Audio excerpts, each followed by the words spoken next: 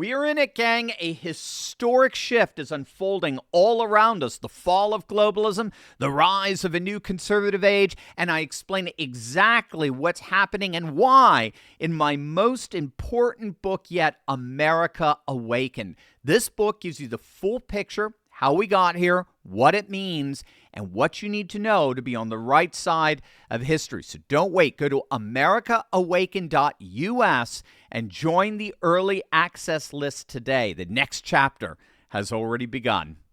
What if I told you that Donald Trump's stunning 12-day ceasefire between Israel and Iran, the deal that has Nobel Peace Prize trending across social media, isn't just reshaping Middle East geopolitics, but is literally tearing apart the Democrat Party here at home? What we're witnessing is not just foreign policy success, it's the complete political annihilation of a party that bet everything on Trump failing and now finds itself experiencing its own catastrophic collapse.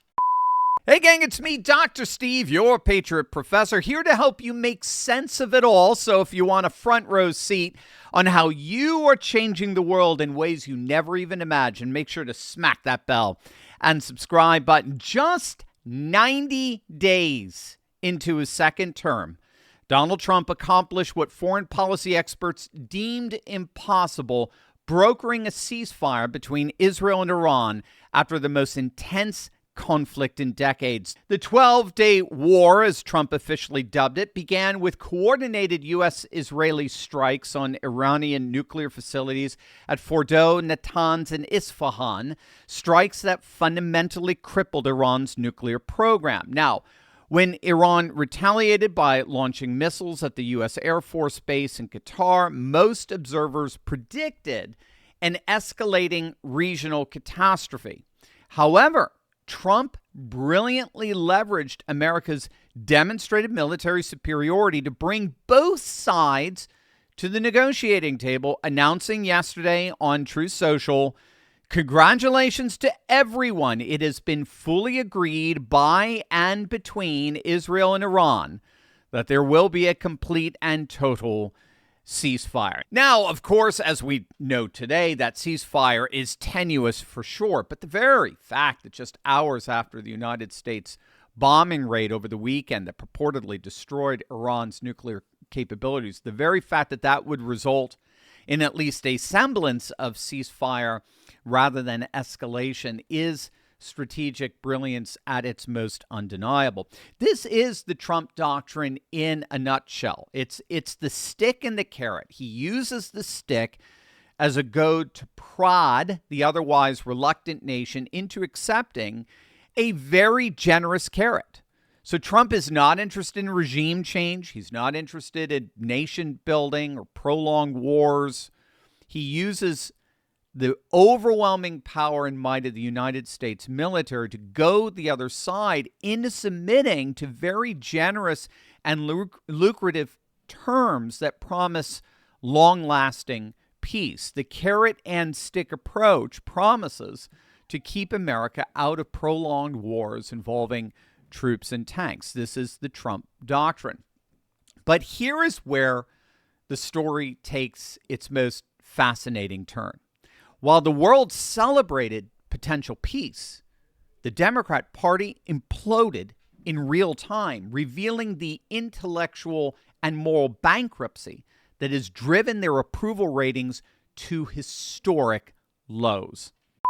We will stand bravely, dream boldly, and nothing will stand in our way because we are Americans. The future is ours, and our golden age has just begun. Wow, it is such an exciting time to be alive. As we speak, America is regaining its rightful place as the greatest, most powerful, and prosperous nation on earth. We have so much to celebrate already. Safer borders, the dismantling of DEI, permission to drill, baby, drill, and trillions of dollars in new investments released into the economy. We stand on the precipice of what would be known as the most prosperous time in American history. The only question is, will you be an active participant in the golden age, or are you going to be sitting passively by on the sidelines watching everyone else build unprecedented wealth?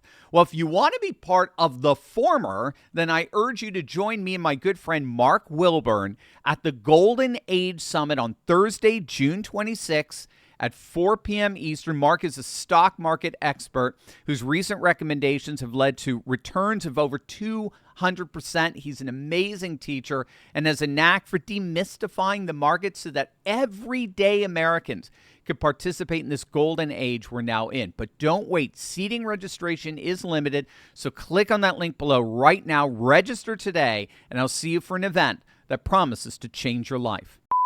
It all started with the ultra-repulsive Representative Alexandria Ocasio-Cortez's immediate response to Trump's successful diplomacy, calling for his impeachment, claiming that President Trump's, quote, disastrous decision to bomb Iran without authorization is a grave violation of the Constitution and congressional war powers.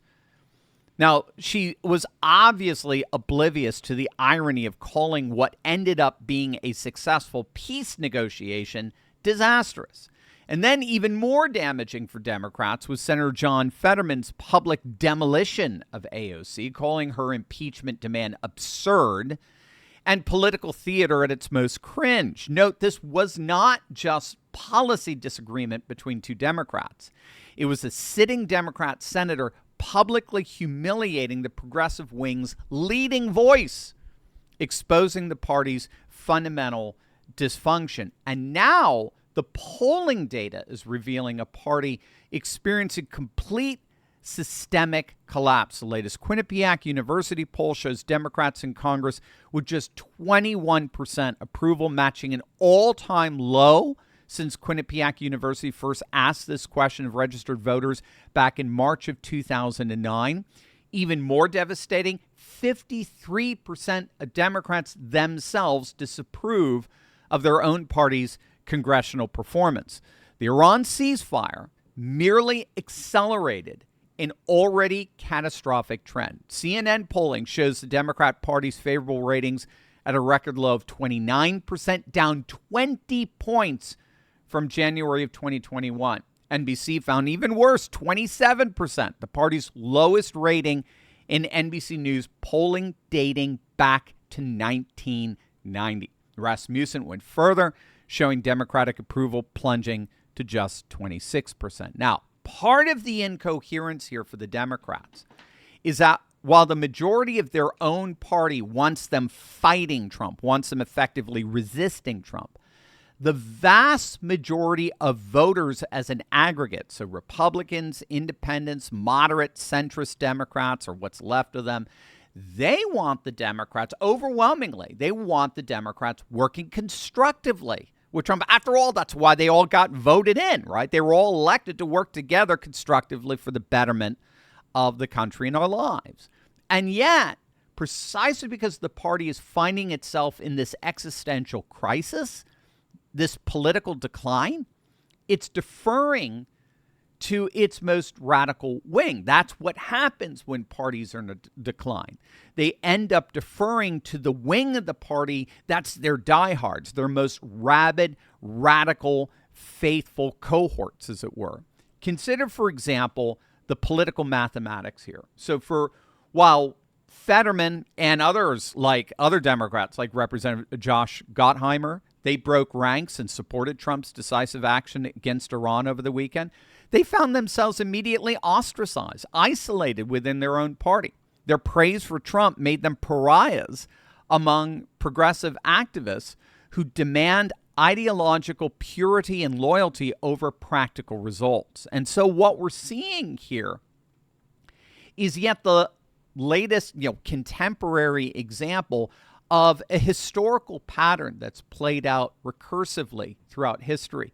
When political movements become so ideologically rigid that they can't recognize success, even when it serves national interests, they begin the inevitable descent into political decline. We saw that with the Soviet Union. The Soviet Union valued that at its height, Brezhnev era, it valued ideological conformity over competence, and that was the beginning of its inevitable decline. We're seeing the same thing here. The Democrats' response to Trump's Iran ceasefire mirrors the behavior of failing political establishments throughout history.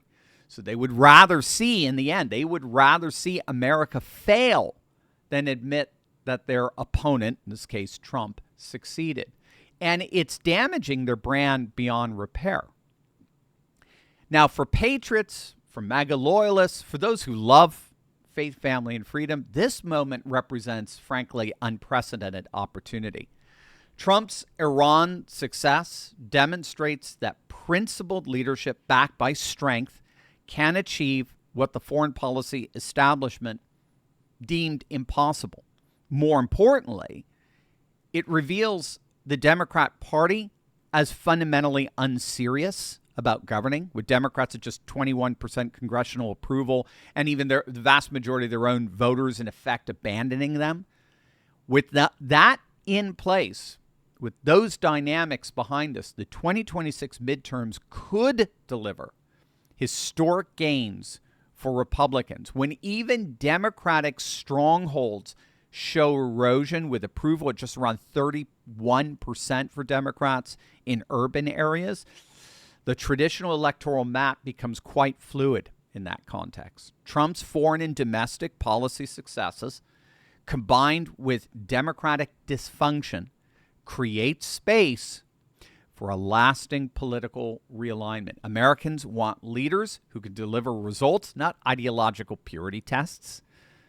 The Iran ceasefire proved that Trump's transactional approach to international relations produces tangible benefits for American security and global stability.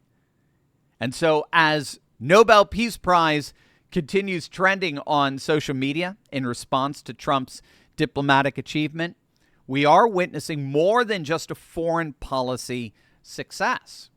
We're observing the final collapse of a Democrat Party that chose partisan opposition over national interests, ideological rigidity over practical governance.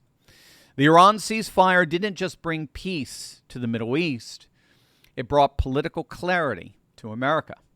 When voters see Trump delivering results while Democrats call for freaking impeachment, the choice becomes crystal clear. This isn't just about one ceasefire. It's about competence versus chaos, results versus resistance, and ultimately about a political party that chose to make itself irrelevant in the face of American success.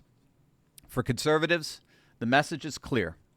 Peace through strength works, and Americans are taking notice.